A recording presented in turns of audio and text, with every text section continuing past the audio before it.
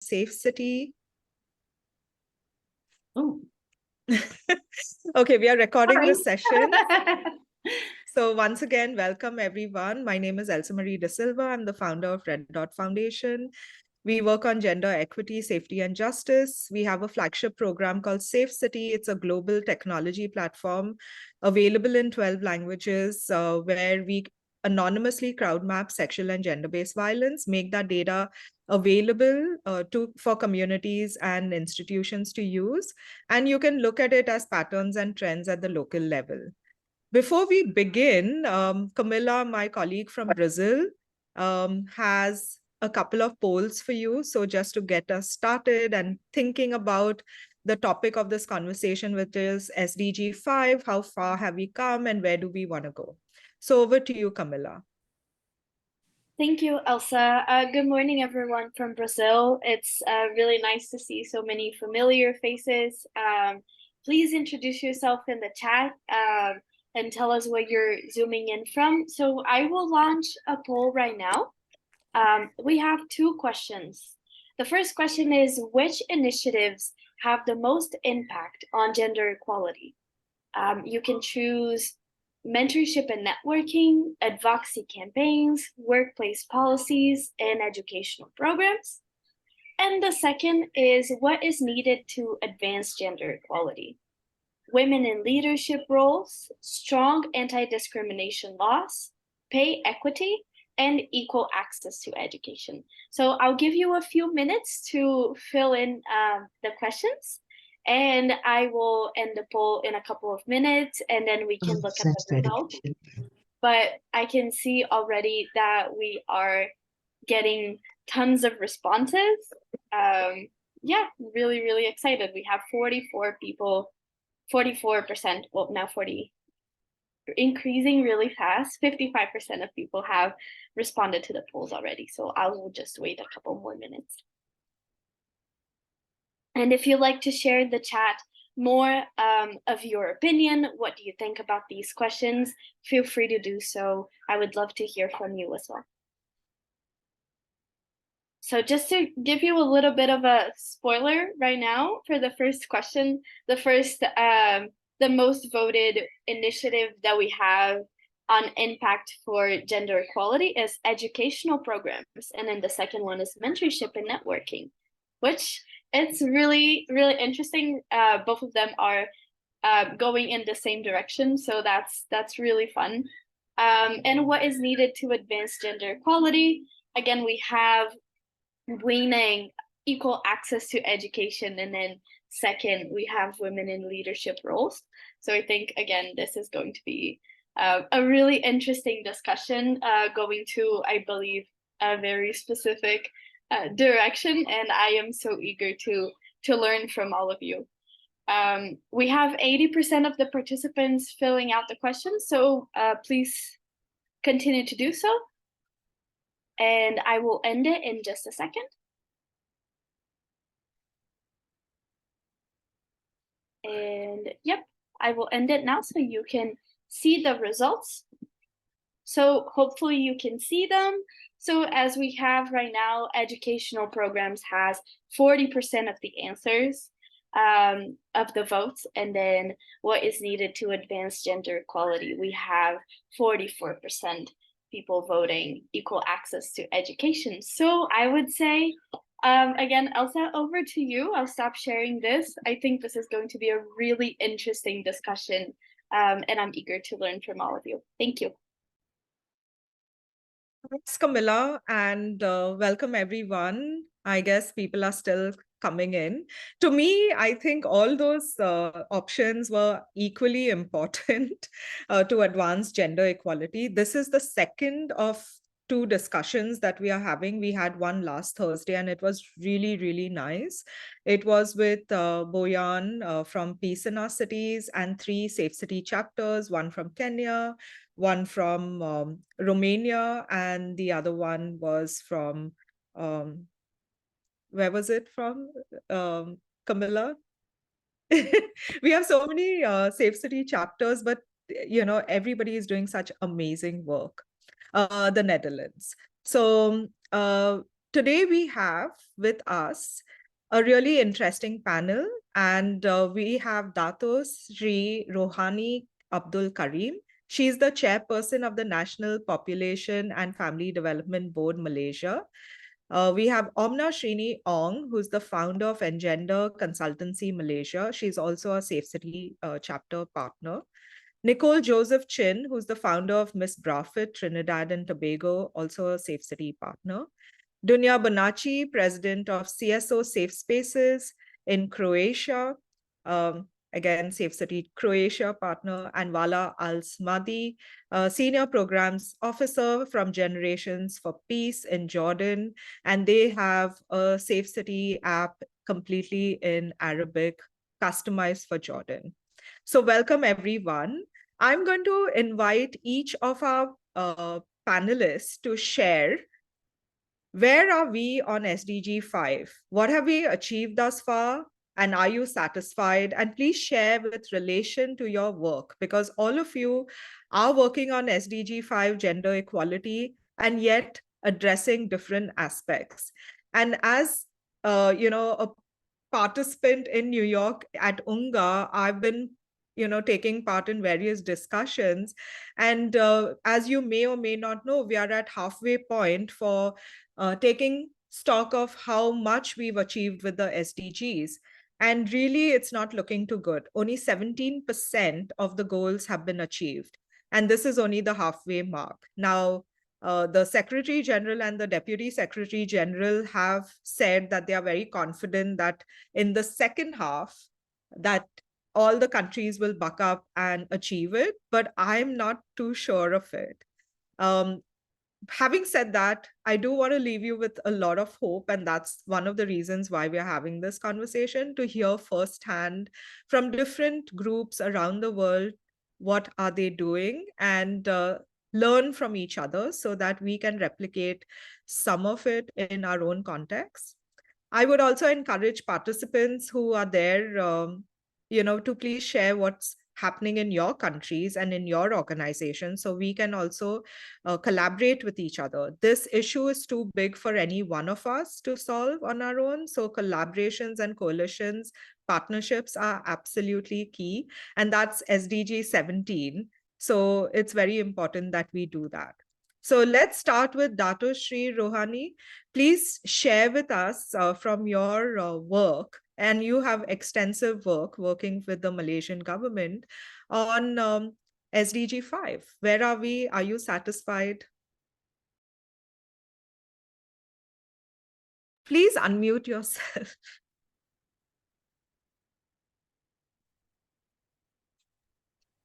Hi, thank you very much, Elsa. And hi, everyone, wherever you are in different parts of the world. I'm so happy to be here. And today I'm representing from the National Population and Family Development Board, Malaysia. So I'll be talking a lot will be on what we are doing from the National Population and Family Development Board as far as SDG 5 is concerned. So under SDG 5, is achieve gender equality and empower all women and girls.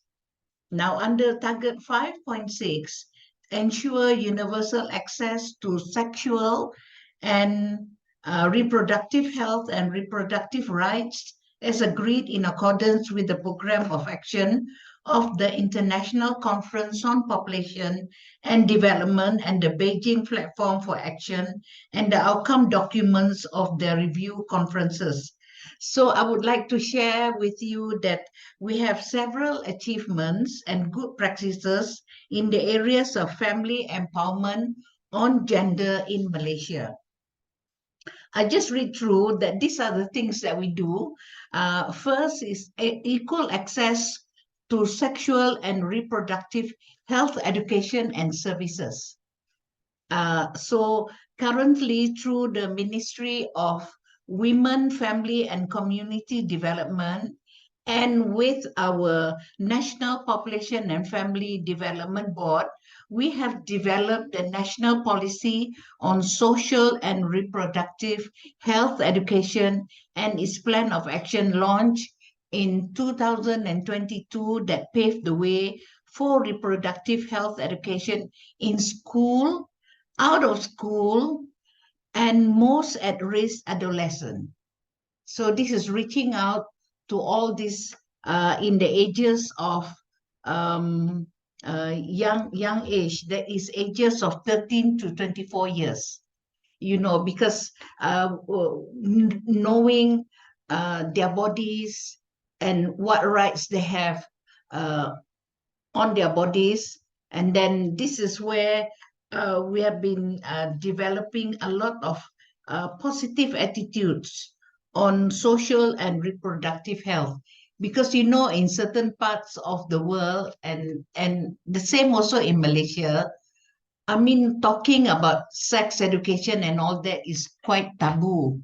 So we try to come up with a lot of we call it social and reproductive health, you know, and these are the kind of education, and we have programs which are very sensitive, but at the same time we have to be talking about this kind of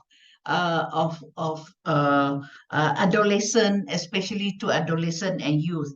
So in Malaysia we set up 18 cafe at teen adolescent centers managed by our board, and we have been providing free reproductive health and social services to young people, as I said, aging between 13 to 24 years of age. And since its inception in 2006, a total of 843,222 young people have participated in this Cafe at Teen throughout Malaysia. So we had very good discussion on health, counseling services, questions that they ask, they are not able to ask their parents, they're not able to ask their family, but they come to Cafe at Teen, where is peer group, and we even have doctors, professional doctors at hand to answer questions which they're not able to really ask within their family circle. So next is we have a strategic plan of action on even family planning.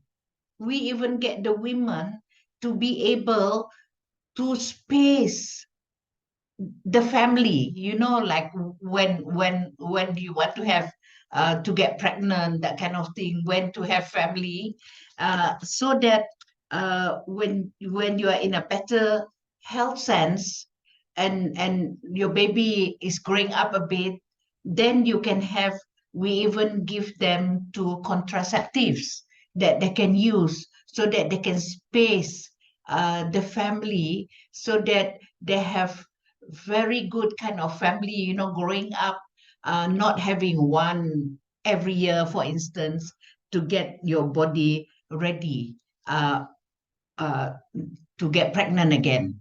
And then we even have wellness center for confinement mothers. You know, we have very good confinement aspect for mothers, where we have reproductive health care, which is increasingly in demand in postnatal care services, modern practices in postpartum care focus on mothers getting enough rest, balanced diet, good hygiene care, and even having traditional treatment methods in Malaysian society, like we have massage, we have hot compress, you know. So all this is provided as well, because we want women after giving birth to really take care of their body. And then these are those giving this care services. We targeted single mothers, older women, and women from low-income households, so that they, at the same time, besides giving care, they also earn some income. So that's part of it. So overall, what we do in this board is we promote women's health services. So this is what we do, we share. So we do a lot of awareness campaign using acronym We Care, W Care, and we do campaign on mammogram or subsidy initiative. And then we also do a lot of cervical cancer screening program, HPV DNA test. And this is what we're doing. And very soon, on 30th, a few days coming, we are trying to get into the Malaysia Book of Records, screening 1,000 ladies at one time. Meaning That to sounds say, great. we want to bring awareness, as much awareness. We don't want them to be shy. We want them to come forward, and we say, come and do screening, and it's free for 1,000 ladies. So we get a center, and we'll do all the screening together. So we do this at the same time, because there are cases of cervical cancer which can be treated. That's why we do this in a big way, because this is one cancer that can be treated the moment you are aware about what is happening, then it can be treated. And we have a lot of free marital and parenting education programs that we do through this board, that we want them, before they get married, please undergo all this, so that you know your responsibility, whether your body is ready, and to have babies. And once you're ready to have babies, what are your responsibility, not only for the women, but also for the men. That's why gender. I was just going to ask you that, especially your cafes, the cafes that you have for young Yeah. people, 13 to 24. Yes. Is it only for girls or is it also for boys? No. It's for all. Okay. And like Camilla, in the poll, everybody said that education is so important. I think these are some of the ways that we can educate people on not just their rights, but also creating safe spaces to talk about taboo topics. Yes, and like you said, yes. Our bodies, often we don't talk about the bodies, and women's bodies are so different from men. And it was only until recently that research focused specifically on women's bodies. Like they even say the COVID vaccine, not much research is done on many vaccines on women's bodies. So you don't know, it's always tested on men, for example. And, you spoke about postpartum care, yes, which again, a lot of depression happens and people never understood it, put women in mental homes. And that was all in the recent past. So I'm glad that you're doing all of that. I would like and then to turn, Elsa, yes. we even now have men's clinic. Okay. And you're surprised to know that men also needs this kind of help, but they have men's ego, So, but when we tell that we do have men's clinic, so slowly now we have men coming up, to really talk about their problems. And then, when you talk about this, actually, people always blame we ladies, right? If they can't have babies, is the problem is always on the women. No, actually, the problem can also be from the men, because of the quality of semen. We found out that's also a cause. So we're having all this in our clinic. We're having this under our under our board. We do this, and it's gaining is gaining how to say momentum.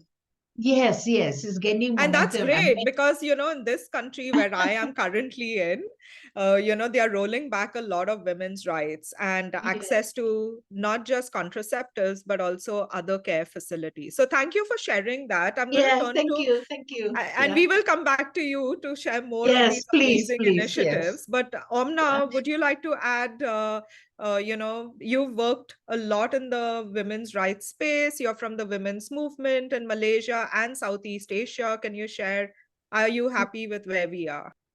Well, let me share where we are, and then we'll see whether I'm happy about it. I'll say yes and no. But, just to start off, first of all, Engender is a gender consultancy, and we work on monitoring government's implementation of CEDAW, SDGs, BPFA, and all that. So So maybe I'm going to come from that perspective because we do that monitoring as well. So first of all, UN tells us that the world is not on track to achieve gender equality by 2030. So that's the bad news. The good news is that we will still do what we're doing because we all work with hope, right? And confidence that we can shift the needle.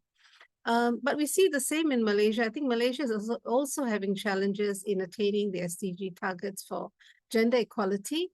But we realize that when gender is on the agenda, we're able to see changes. So you see what Dato Sri shared just now, when there is intentional plan of action that's seen through, we see the changes. So that in itself tells us where the answers lie. But so what have we achieved since 2015? And I've been involved in the SDG process since then. We see in terms of legislation and policies, we see political will to enact and amend legislation, some legislations, to provide greater protection and redress mechanisms for women and girls. And also including recently, well, there is also hope for men, let's say, because when you look through a gender lens, it's not just women, right? It's about women, men, boys, and girls. And so we see also that there is a gender lens in terms of legislation where men are also accorded paternity leave, and also no longer just single mothers, who are, or female-headed households who are provided cash welfare, but the men, single fathers, are also given this. So I think that is very progressive. But we still need to get on track in terms of enacting legislation on gender equality, for example, and non-discrimination, and making amendments to the federal constitutions to allow women to confer citizenship on their children, because men are allowed to do that for children who are born overseas, especially.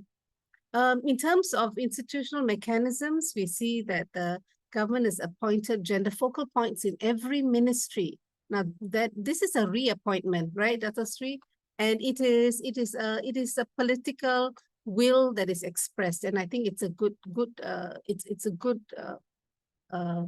news for Malaysia in terms of moving forward. But again, it's really in the implementation and the rollout of it that we're concerned about. Gender-based violence doesn't have good news.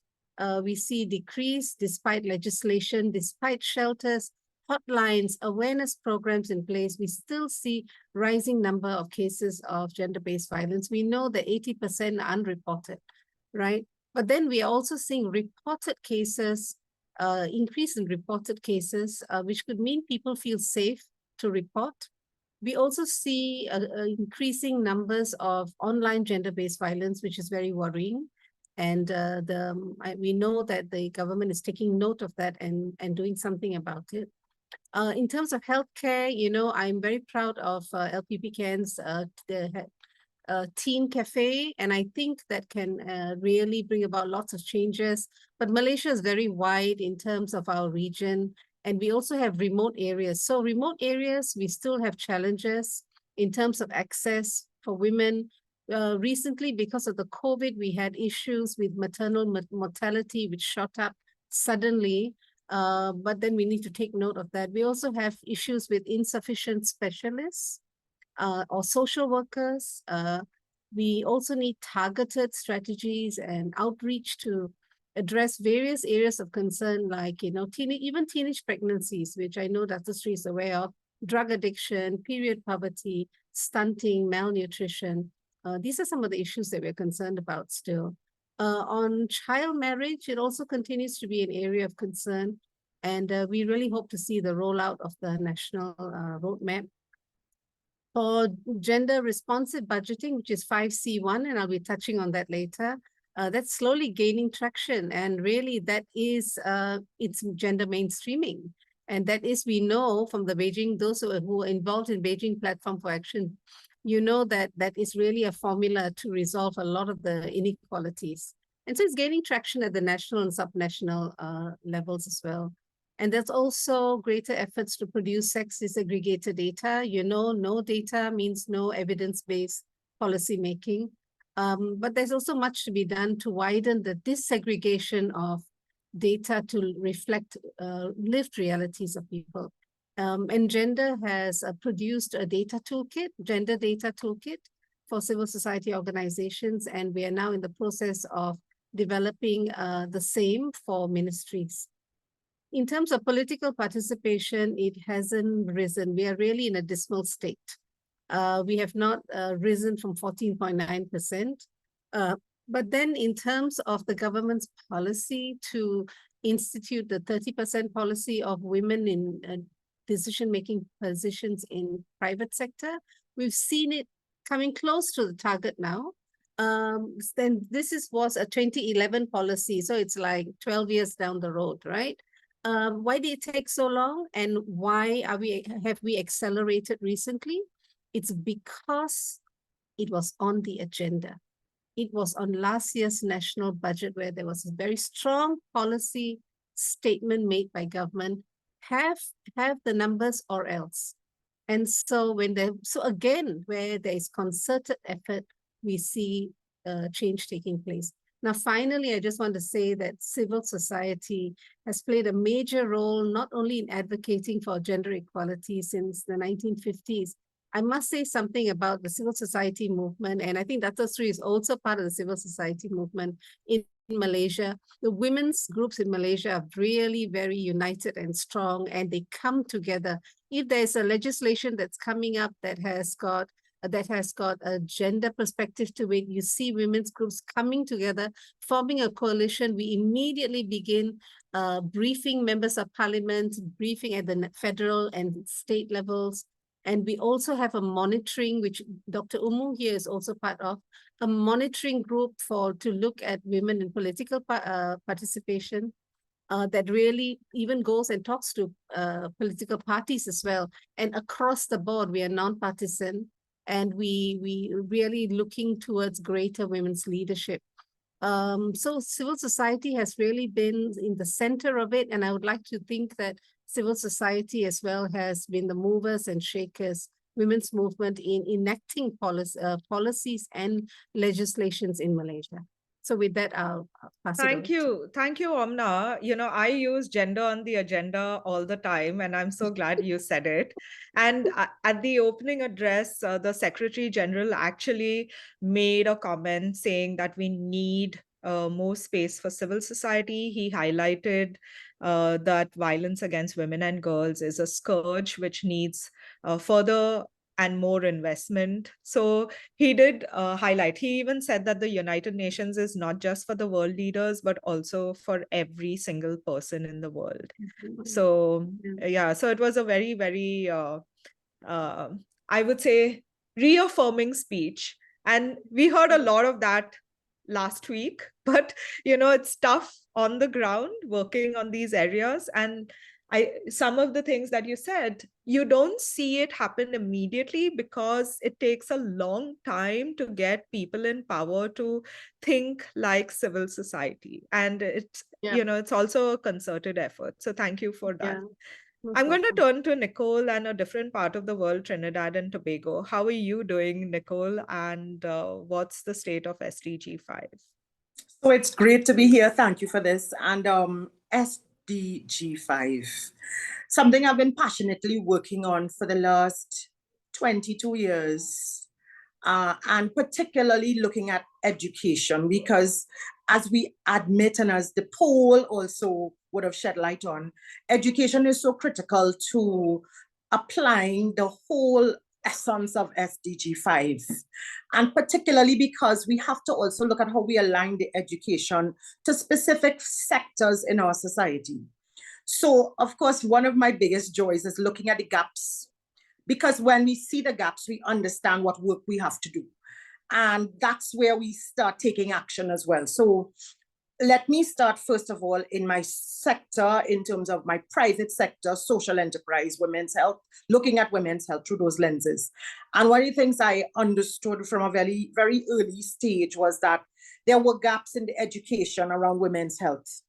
And we also are picking things from the pages of a standard that does not necessarily have a cultural application to it or a social application. So what I started doing particularly was looking at partnerships where we could build out the education that is applicable inside of the socio-cultural spaces.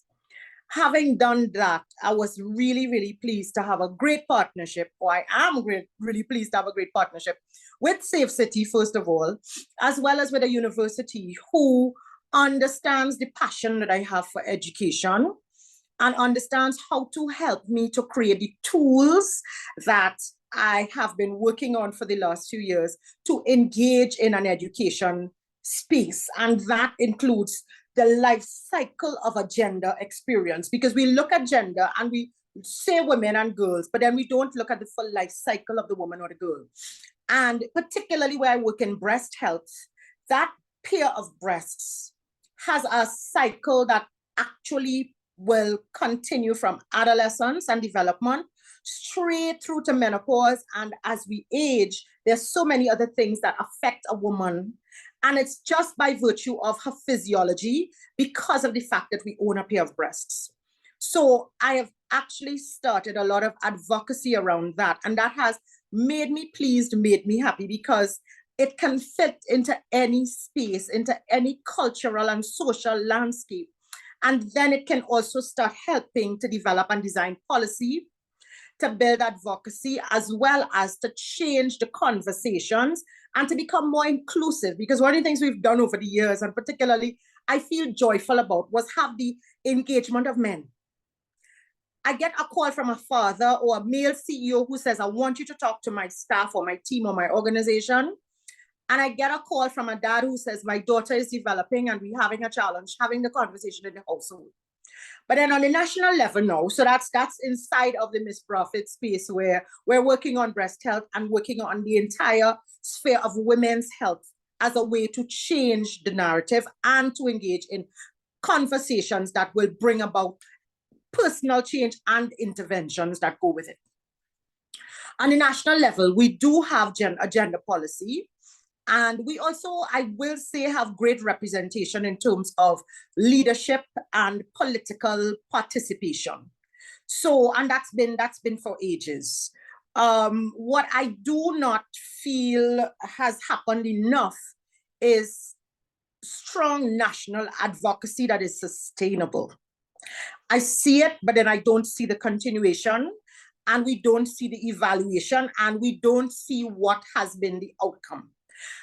However, when civil society partners, we have seen results. One of the things we had a challenge with over the years was child marriage. And I was part of the civil society collaboration where we formed a coalition to lobby with the government to change the legislation around child marriage. And we were able to actually attain that goal and to amend the legislation where that was concerned. So I understand the value and the virtue that happens out of partnerships, and particularly where you have the leadership at the national level looking at things that would be more legislative, but where we have people on the ground who are feeling and seeing and interacting and engaging with these situations on a daily basis and understand. One of the important things that we would have also been able to advocate for inside of that child marriage discussion was that we had the participation of women who had actually been child brides. And so their role was very important and their voices were very important. And we saw where their participation and partnership with us inside of the social enterprise and civil society space was the catalyst for making sure that that was a smooth discussion, dialogue, very caring, particularly because you have to come from a caring space to change something as sensitive as that. So yes, education. And one of the things that I'm also very pleased about is partnership inside of the local landscape, where we build out our education and then we apply it inside of the spaces where we collaborate. The university, actually, we're just coming up with an event that is going to be held in October with the University of the West Indies. And again, it's all around catalyzing change in the academic, the corporate, and the social landscapes, where we can build out things that people can actually see as close to their hearts, aligned to their situations, and that are going to give them hope. Hope is actually at the core of everything. So for me, I'm going to keep on doing it because I'm not going to tire of trying to have a conversation that is going to form part of the future of the change that we need in the world. So one of the other things that I've done as a result of that is created social customization of our education so that it's more applicable to certain landscapes and cultures. And then we've also been able to translate some of our education into other languages so that we can also engage with international partners in different spaces socially that may require a particular adaptation that makes sense to them and to what their current situation and needs are.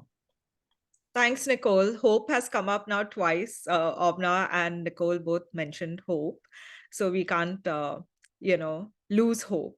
Dunja, you're in the Balkans and particularly Croatia. You've worked in as part of a feminist collective for a long time. So can you share your experiences, please?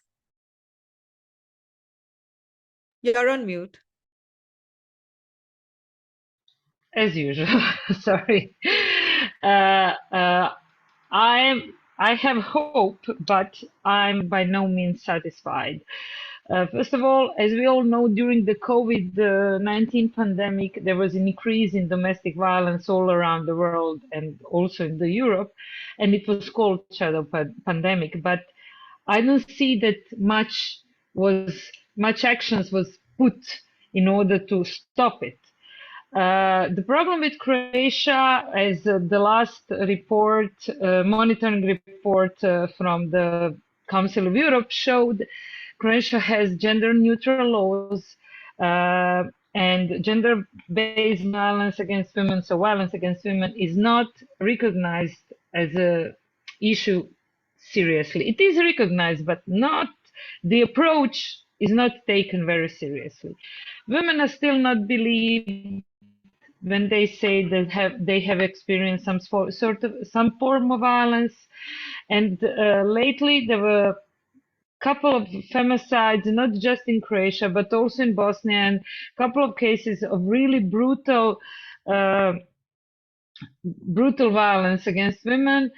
And in this period of last 7 or 10 days, social networks has given me insight into the comments on posts about violence against women. And these comments are full of victim blaming, sexism, misogynic attitudes that are full of patriarchal attitudes toward women. So it's a big mix of hatred and sexism towards women. So violence against women is trivialized in public discourse. In relation to my work, in the context of violence against women, I deal with street sexual harassment and femicide. And last year in Croatia, femicide was on the rise. And also by collecting data through Safe City app, me and my colleagues saw that street sexual harassment is still present, but that is not recognized by the Croatian law, and perpetrators are not prosecuted, the cases are not reported, and so the situation is not well. Also, femicide as the worst case of domestic violence, of intimate partner violence, came into focus in Croatia this year, in the sense that the government is currently proposing femicide as a criminal offense, as a special type of murder, homicide. But however, in my opinion, putting something into law does not mean that the problem will be solved, because it is always a question of implementation, or more precisely, awareness and knowledge about violence against women by those who implement this law. On the other hand, as I said, I have hope. It's not all that bad, because in recent years, women have started talking more and more about violence against women. Our voices are heard a lot, and are considered ideas, but taking into consideration by the government. Laws are changing. We became more aware that domestic violence is not a private matter. So, as I said, something was done, but in my opinion, in this field of violence, of elimination of violence against women, it's still not enough. So, Thank you, Dunja, for that. And I like what you said. Domestic violence is not a private matter. And yeah. I also said it at the UN that violence doesn't happen in a vacuum. Society allows it to happen. And all of you have shared how, in your own ways, you're breaking that cycle of silence around it and making it mainstream, a mainstream conversation, creating safe spaces. I want to turn to Vala because in Jordan, I know Generations for Peace is one of the leading NGOs, and they work a lot with young people as well. So please share with us, Vala, what's the status in Jordan? Thank you so much, and hi all. It's a great opportunity to be here. Now, like for Jordan, like many countries, we have experienced gradual shifts toward greater acceptance and openness in discussions related to gender. I think we had made some progress toward achieving gender equality. Now, women and girls in the country have seen progress in education, health, marked by higher enrollment in primary and secondary school education, improved access to healthcare. However, like challenges persist. Gender inequality still is still there, particularly in realms of political representation, economic participation, discrimination, and violence against women, including honor killing, domestic violence, early marriage, limited economic opportunities, remain challenges in Jordan. And we acknowledge the need of more comprehensive and disaggregated data on gender to better track our progress and inform our programming. Throughout our work, like as Generations for Peace, a peace building and conflict transformation organization, we can say that we have yielded a wide array of positive outcomes leading to improvements in the community we're serving. These outcomes encompass reduction in various forms of violence, which not only enhance the safety of individuals, but also contribute to the overall peace and stability of the community. Our efforts have have resulted in increased resilience, capacity among community members whom we worked with to manage conflicts through non-violent means. I think one of the cornerstones of our effort has been promoting gender equality and empowerment of girls and women through targeted programs and advocacy. We have witnessed remarkable progress in bridging gender disparities and empowering women and girls to take active roles in their communities. Also, our interventions have inspired greater volunteerism, youth engagement, responsible citizenship.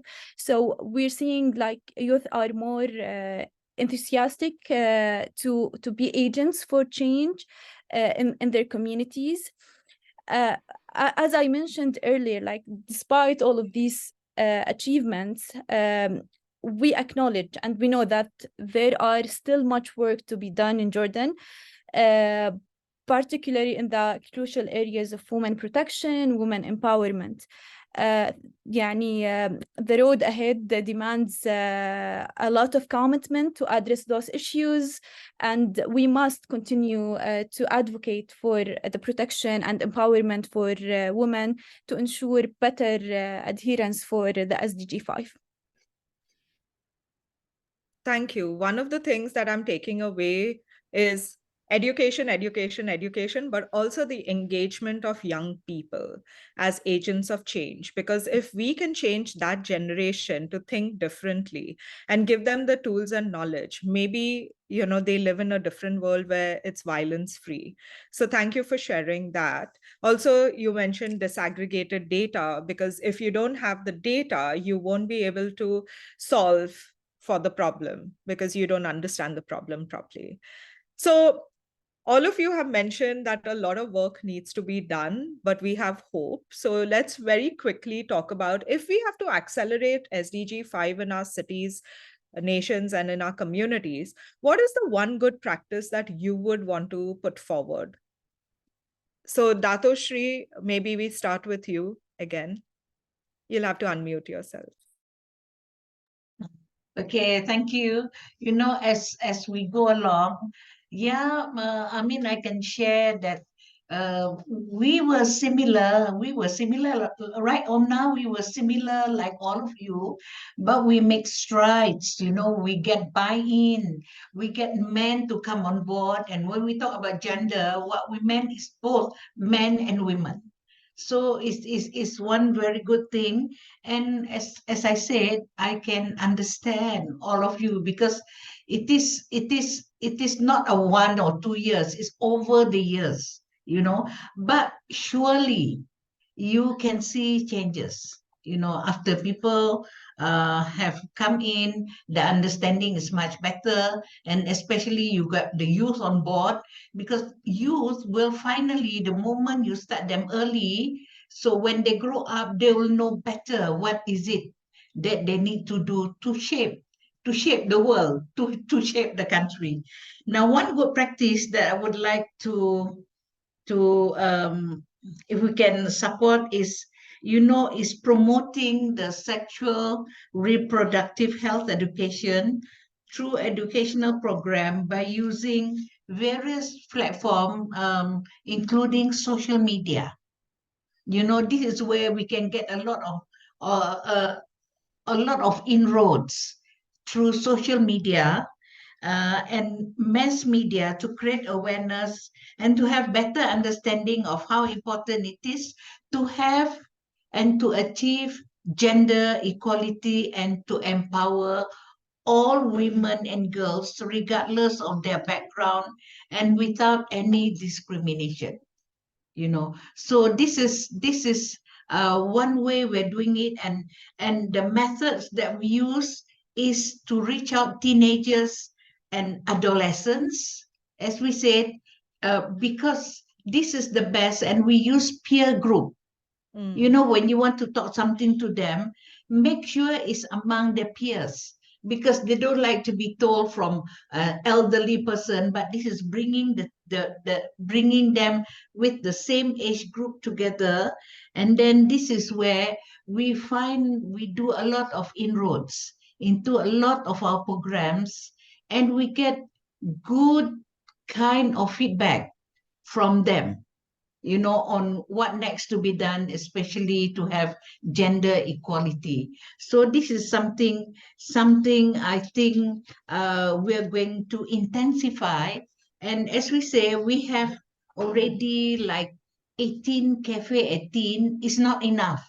You know, the country is big, 18 is not enough. So we want to multiply more and more. And now we even have mobile units. You know, we are now creating mobile units, not only having centers, but we have mobile units going all over the country, talking amongst themselves on all this, what the government is promoting on gender equality, on laws. You know, just now you're talking about we now have the latest.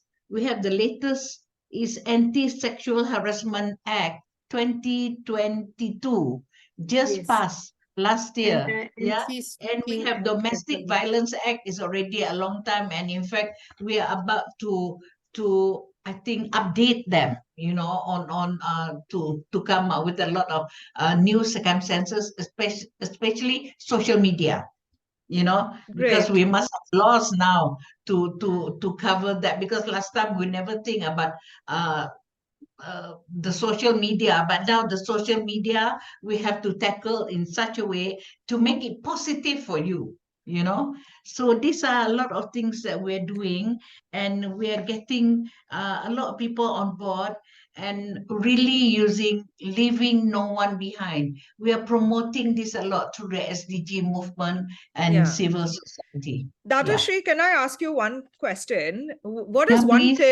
one tip that you have to engage more men? How do you get them into the discussion? Because I find it's very difficult to get them into the room. Well, I think first was the men's wellness. You know, we said when we talk about gender equality is on all aspects, you know, and one of the areas that we go into is on health and wellness. So this is where we get the So we buy-in. still prioritize their wellness, bring them in, and then talk about our yes, we bring agenda. them in. We bring them in, and then especially on parenting, because we said the role of parenting, the man is equally important as the women. So this is where we say you are playing the role equally. You are very important. This is where the buy-in, you know, because you must not say that we want the women to be the better role. No, we said together.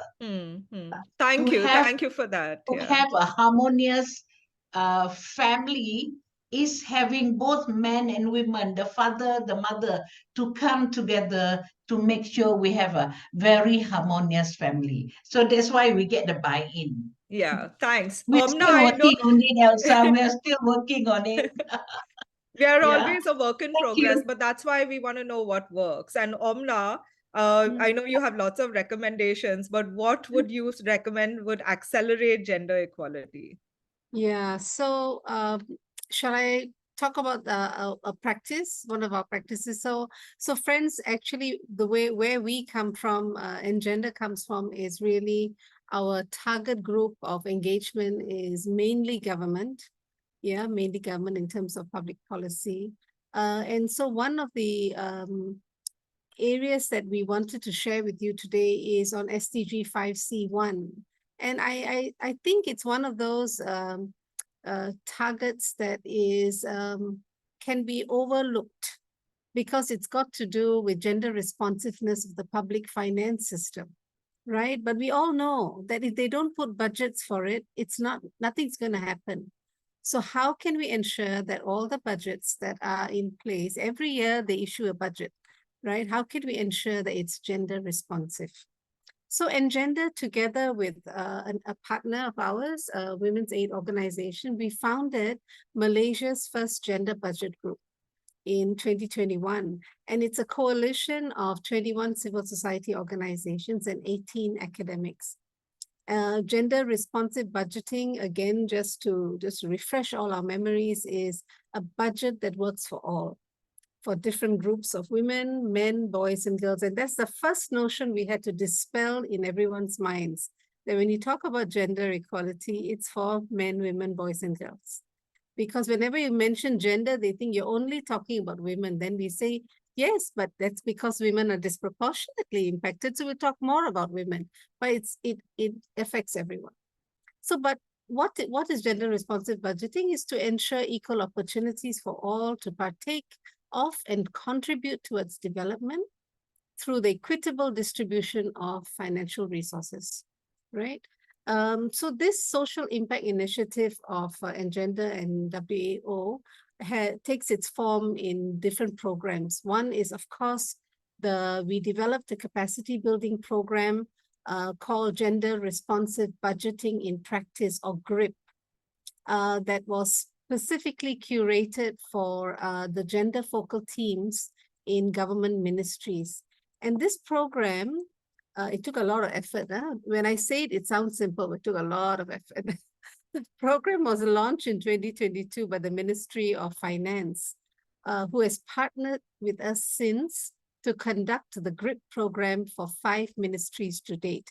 We're in no rush because we know it's taken so long. We want it to grow organically. So it's still at the capacity building phase, which we aim to advance really organically to build a community of practice among civil servants, that it has to be owned by them. So the program also helps the Ministry of Finance to build capacity in the line ministries to generate gender responsive budget proposals. Every year, even in your country, your ministries submit budget proposals. The question to ask is it gender responsive or is it gender neutral? You know, normally they say, oh, we are gender blind, you know, we open the program to everyone, but then the women don't come and we don't know why. And we say that's precisely why it needs to be gender responsive. Do you have data? Are you doing gender analysis and so on? So, so this is something that MOF wants to monitor as well, Ministry of Finance. So when we do this, we help them to build capacity in the line ministries to generate the gender responsive budget proposal through gender analysis. And this is actually a directive stipulated in the Ministry of Finance annual budget call circular to ministries.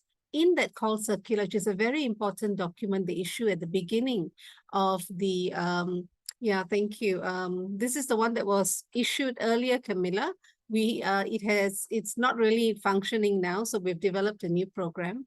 So the call circular is also perhaps in your country.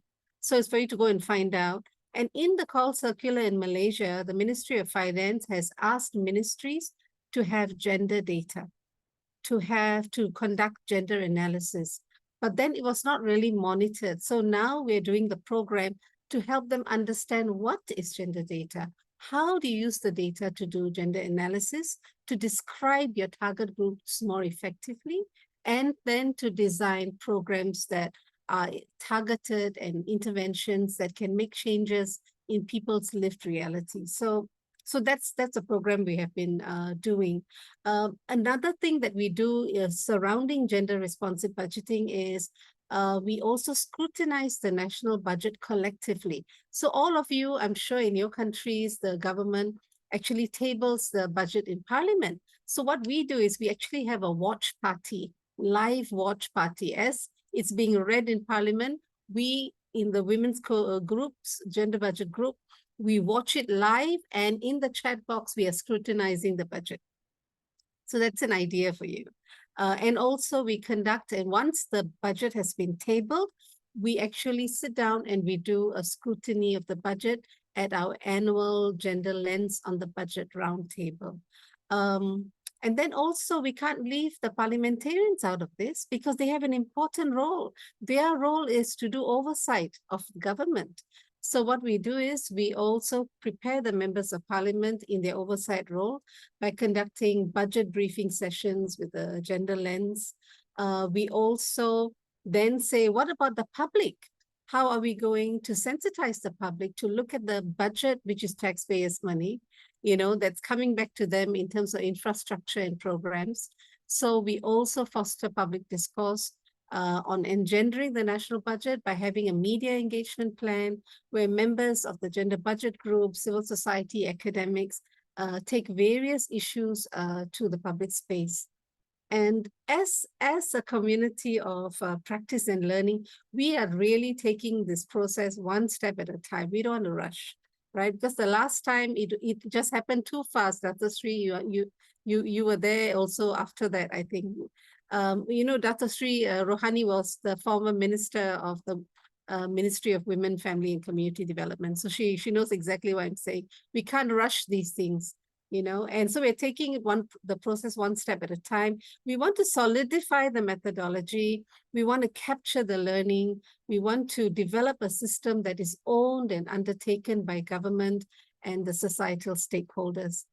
So when we think of gender equality, friends, and talking a little bit about recommendations, Elsa, we need to frame our, you know, we need to consider our frame of reference and our standard on gender equality. I think we must all be very clear about what we're talking about when we say gender equality.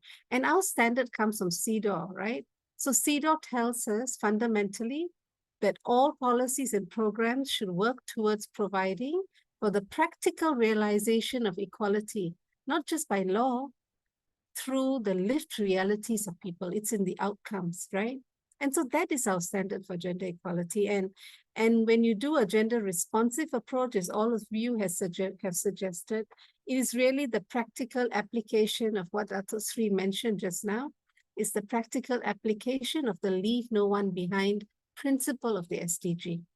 So finally, making gender equality a reality or even taking steps towards it requires not only bold actions, but we realize in Malaysia, and I'm sure everywhere else, it requires courage. It requires actors who have courage. We find that identifying and nurturing advocates within the system, where they influences within legislature, within government, like Dato Sri, is really powerful to bring about positive systemic changes. And those who take steps are the ones who are going to make that difference. So I think we need to consider ourselves as, environmental visionaries, because we are told it's going to be a generational change. So we are really planting the seed. We're not going to see the tree, but we're doing it for the future generation. So I'm beckoning all of us here, sisters and brothers, to let us be that generation to make this happen. Thanks, Omna, for sharing. I would say courage and patience, because we are Yeah, so definitely. impatient for the change to happen. Yeah. And like you said, you have to take a long-term view and Yes. test it, do it thoroughly. And thank you for sharing that gender responsive budgeting and being so focused on SDG 5C.1. I've put it in there so that everybody can check. And without investment, you can't really do anything. Nothing happens. Yeah, we are a little over time, but I'm sure we want to hear from Nicole and then Dunja and Vala. So Nicole. So it's really about being consistently present and not giving up. And I like the word courage. And for the entire season of the pandemic, I had started a campaign personally and generally around using courage to change, care, curate, create, and collaborate. Because what we find is that unless we have the courage to start something and to pursue it, we're not going to get very far. So from my space where I sit, we have been able to curate things. We've created and curated 7 categories of education. And those educational tools, we found them to be so productive. We've done one that is focused on adolescent health. It's a workbook, and it's used by the facilitator, the adolescent, and then it has something there, a feature in there for monitoring and evaluation. So that works, and it's really, again, very engaging, very fun. And then there's a pull-out feature that the organization that is sponsoring can actually say, okay, let's use this to be part of that engagement. So it's very integrative, and it's collaborative amongst the youth, the adult facilitator, and then that overall overarching organization that would be buying into the education.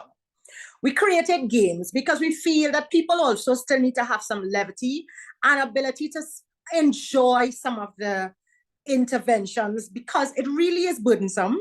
We know how difficult it is. We know how challenging it is to have a gender discussion.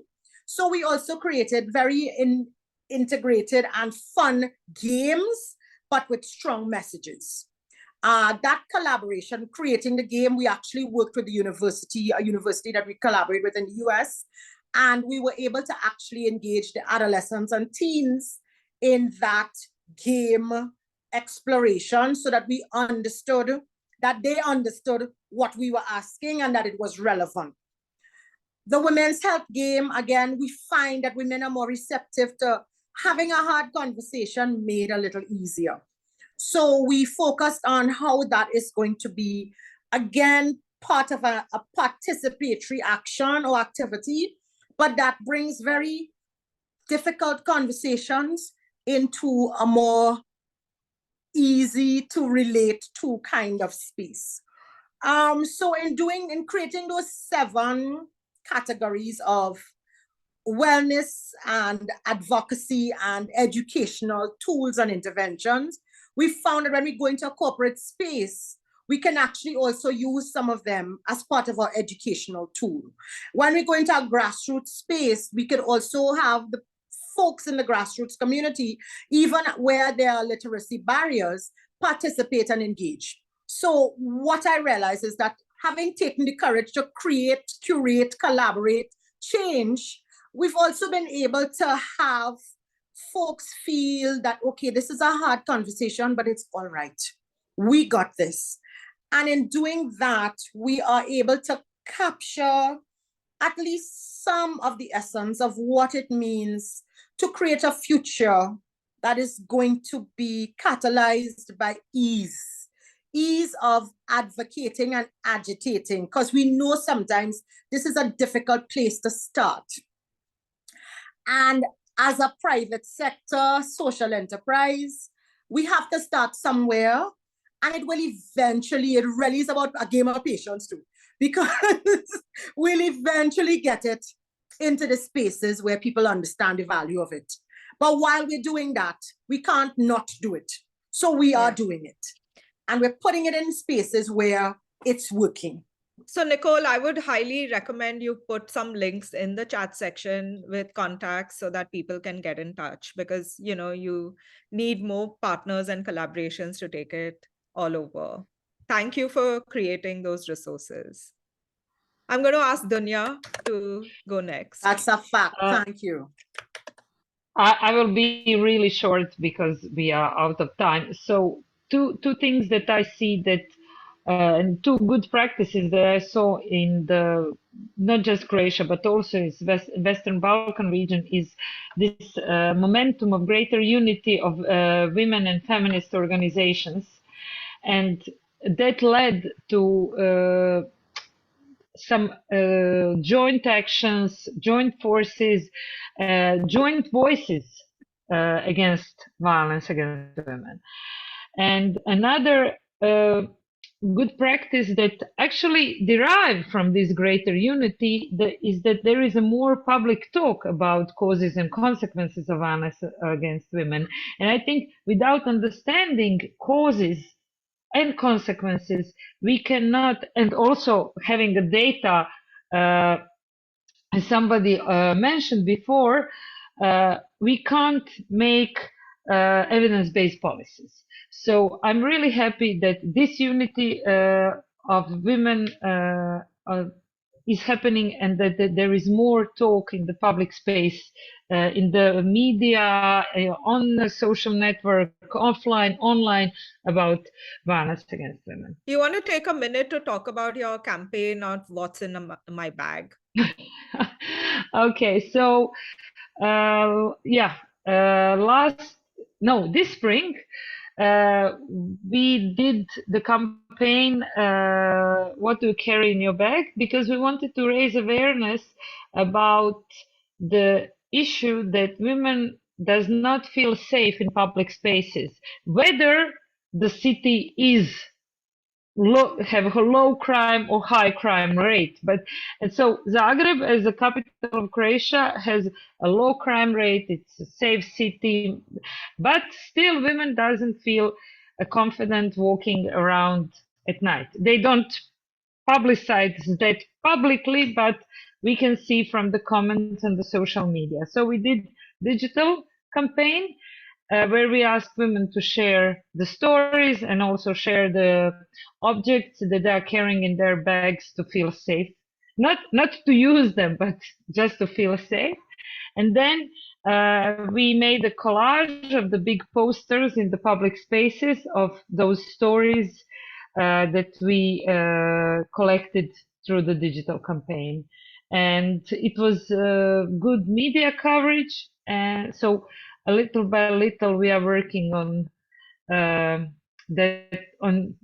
awareness raising about that safety is not usually just, that safety is also a personal thing. And also for men to realize that they don't necessarily have to carry all those things in their purses, wallets, bags, pockets, but women have to. Vala, you have the last word.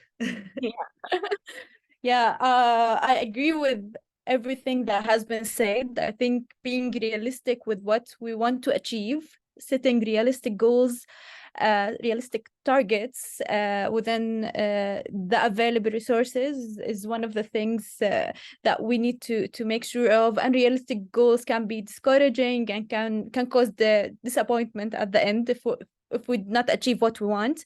I think one of the best practices that we've been doing is actually conducting a comprehensive need assessment before doing anything within the community, because this step actually provides us a clear understanding of the specific challenges, aspirations, and needs within the community, which allows us to tailor the content and the strategies based on the evolving needs and preferences, which helps us a lot in having more sustainable change within the communities we're working with. As a peace building organization and focusing on peace building and the conflict transformation, I think we focus a lot on working within grassroots level. It's important to focus on, government level policies and so on, but the change comes also from the grassroots level, from the communities itself. So there is a need to use participatory approaches within the grassroots levels with community leaders, key stakeholders, community members. So at the end, we're not only gaining their support and the trust, but also mitigate this risk of rejection and resistance, because if those needs come from the community, it will be easier to accept changes afterward. So community-centered approach is we found that it's more sustainable, but also it helps on having sustainable change and lasting positive impact. So I think those are some of our lessons learned and maybe recommendations for enhancing the adherence of SDG 5. Thank you. So what I'm taking away is community-based approaches, disaggregated data, gender-responsive budgeting, a stronger civil society, more engagement of young people, more customization of education to the context, creating safe spaces for people to talk about it, focusing on reproductive health, sexual and reproductive health, so many things. And this was a very rich conversation. So thank you everyone for sticking along. We are like a bit over time, 15 minutes over time, but I'm sure the conversation was worth it. I'd like to thank Dato Shri Rohani Karim, Omna Sreeni Ong, Nicole Joseph Chin, Dunja Bonacci, and Vala Smadi for taking us through this conversation. Thank you very much. And we will share the recording so you can share it with the rest of your networks who couldn't make it today. Thank you. Let's just take a quick picture, if that's okay. If people can open up their videos, and that'll be great. We can take a quick one.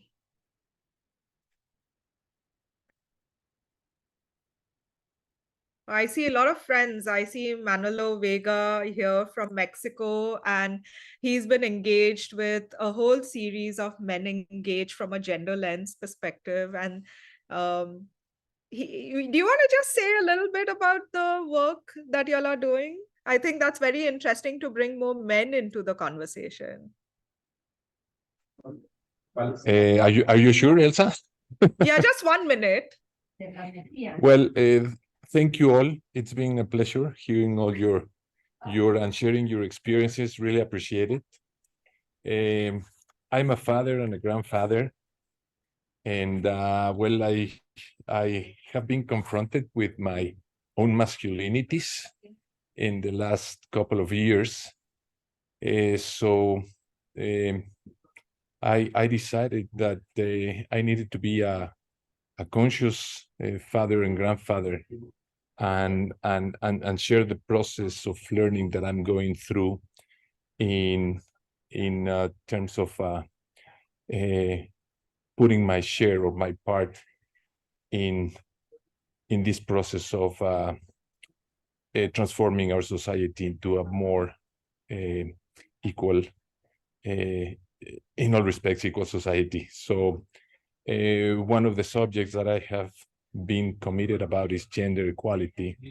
And as I was saying, I'm putting my share, and Elsa and many other friends at the BMW Responsible Leaders Network have been helping me in this process. So I'm committed to the subject and participating and learning every time I can, especially from women like you. It's a blessing and a great honor to be learning from you and learn from your projects. Really appreciate it. And thanks for inviting me, Elsa. Thank you. And I think when there's very little hope, these are all the different kinds of interventions all over the world. We had so many countries represented over here. So there's a lot of work going on. So to give us hope, and of course, it takes a lot of courage and patience. So thank you for joining us, and good luck and all the very best. Thanks, Elsa. Thanks, everyone. Bye.